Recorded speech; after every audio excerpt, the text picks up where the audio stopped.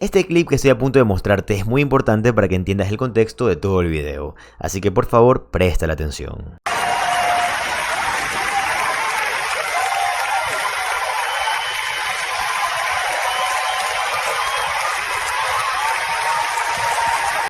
Un agricultor, un capitán de puerto, un veterano militar de guerra, de la zona rural de Maine, reuniendo a 6.500 personas. Todo esto en un meeting en Portland. Esto lo hizo junto a Bernie Sanders, Troy Jackson, y pasó en un año en el que ni siquiera hay elecciones. Su nombre es Graham Planter y tal vez hayas oído hablar de él. Y de hecho, actualmente muchos estadounidenses están escuchando su sensato mensaje. Luchando contra los malos multimillonarios, sí, malos, porque hay buenos y malos. Luchando contra los oligarcas, siendo que a menos que seas un multimillonario o un oligarca, probablemente estés en la lucha diaria igual que todos. Así que quiero traerles una entrevista realizada a la peor pesadilla de Donald Trump.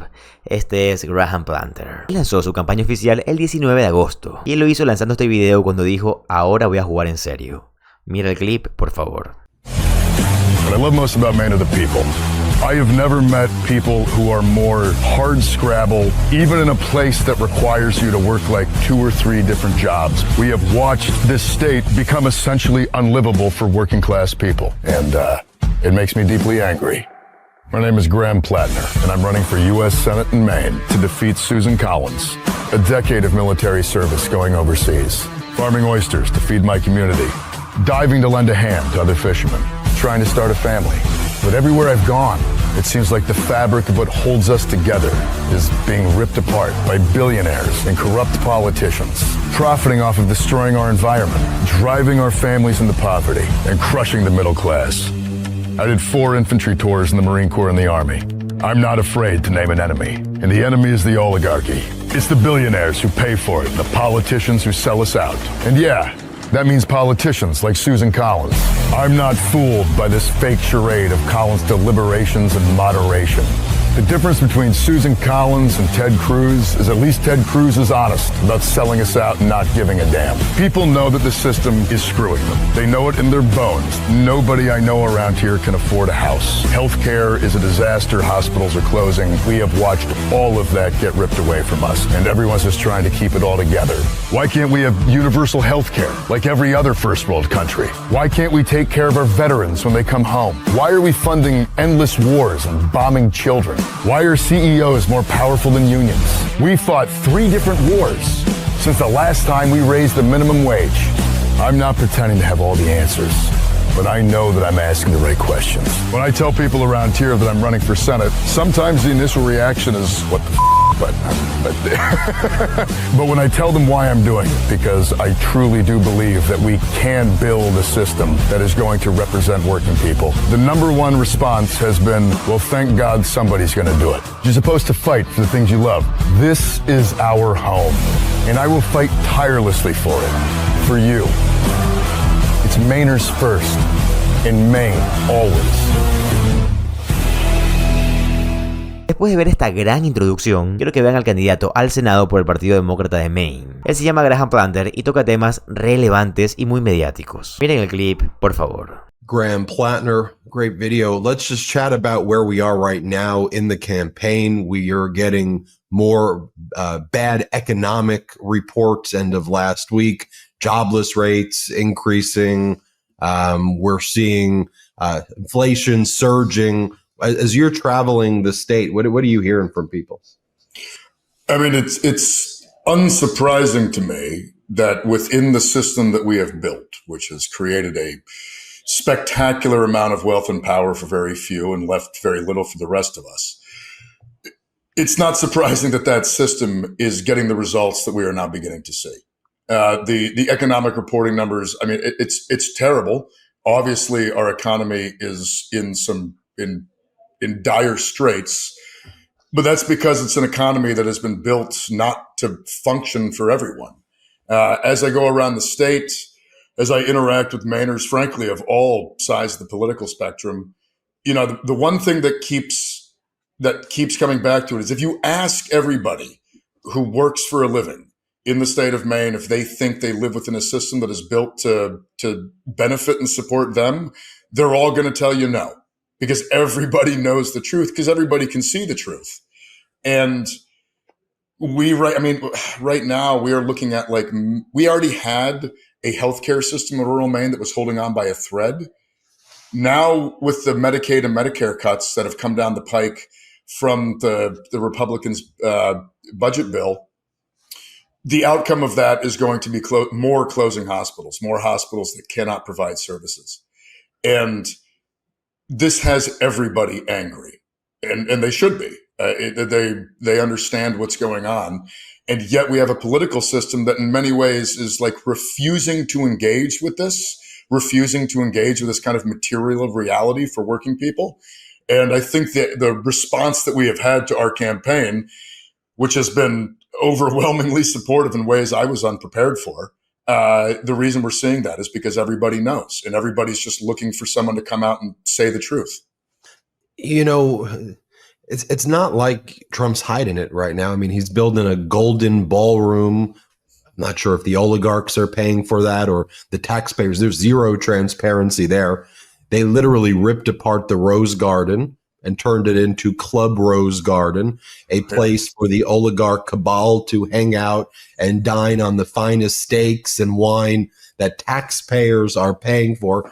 I saw over the weekend, Donald Trump posted a photo of people at something called Rooftop Cipriani's or Club Cipriani, some exclusive members only club in Manhattan where people were waving. I'm not sure if they were waving goodbye or hello to him, but he goes, "It's great to see this."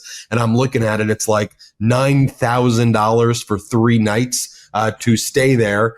And yet he managed to convince working class people to vote against their interests.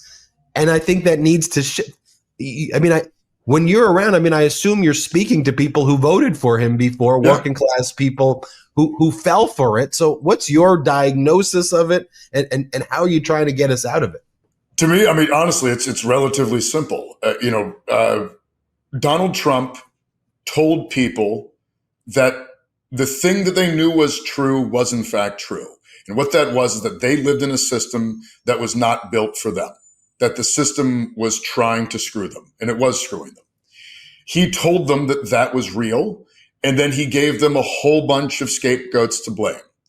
Now, I don't think that Donald Trump's populism is going to fix anything. As you just discussed, it's pretty obvious what this is for. I think historically right-wing populism never actually addresses the root causes of people's suffering. It just finds scapegoats. But that only works when there is no alternative, when there's no clear, understandable answer to blame the people who are to blame, who, in my opinion, and I think evidence just shows this, we live in this system that is screwing most people because it benefits the ultra wealthy.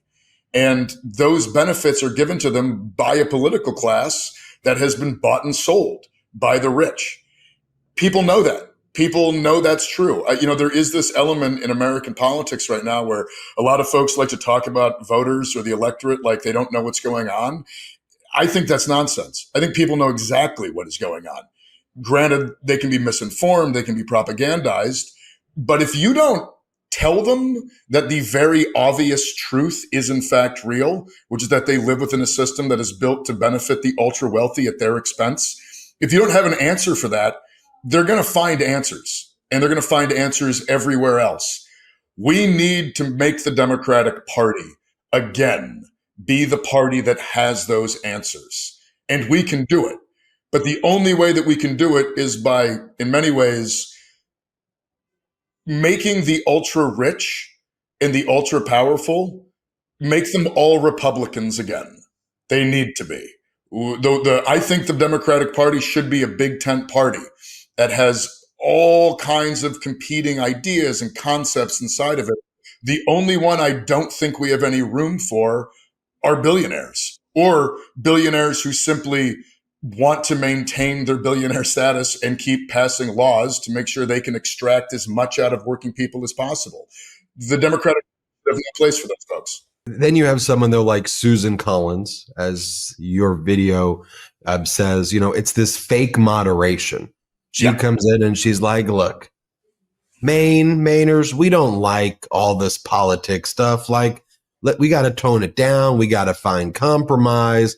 We got to, and in theory, a message of moderation is appealing to moderate people who don't like extremes and whatever. Yeah. But to your point, it's a fake moderation. It's extremism masquerading as moderation because she's rubber stamped. Everything that's happening, she rubber stamps. And then she goes behind closed doors with Murkowski and they figure it out. Okay, you're going to vote on this one this time. I'm going to vote on it this time. So I'll look bad. You look good this time. I won't look bad. Tell us about that. No, I think that's obviously the case. I think Collins has tried to create this charade in which she is always the one to be like the moderate voice in the room. That's nonsense. And everybody knows it's nonsense. I mean, I think that the recent budget bill is the most glaring example of this. She allows it to move onto the floor. She does nothing. She uses none of her power to slow it up. She doesn't slow it down or make us all have a much more public conversation about it. And then when it's on the floor, she votes against it. And that way she can come back to Maine and say, see, I was against it. And like, you weren't against it. If you had been against it, you would have shut it down or at least slowed it down. And she did none of that. I think that here in Maine, Mainers view themselves, I'm one of these people, as independent of the usual kind of buckets that people get put into when it comes to political descriptions in the United States. Many Mainers don't fit into those buckets, and they like to vote for people that don't fit into those buckets.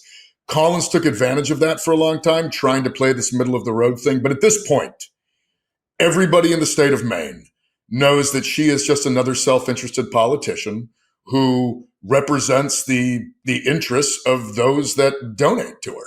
And we need to be talking about that and taking advantage of it. And I think that that's one of the reasons we've had such a response to this campaign, is that's exactly what we're talking about. Susan Collins does not represent the interests of working Mainers. Everybody can see that. We have to come at that with answers that do represent the interests of working Mainers, which is what we're doing. And I think that's why people are excited. One of the things that people told us why they were not watching cable news and why they were watching Midas Touch was because they would say, I'd watch cable news and I'd be like, what the hell are they talking about? Then I come to you and you're like, you just said what I was thinking.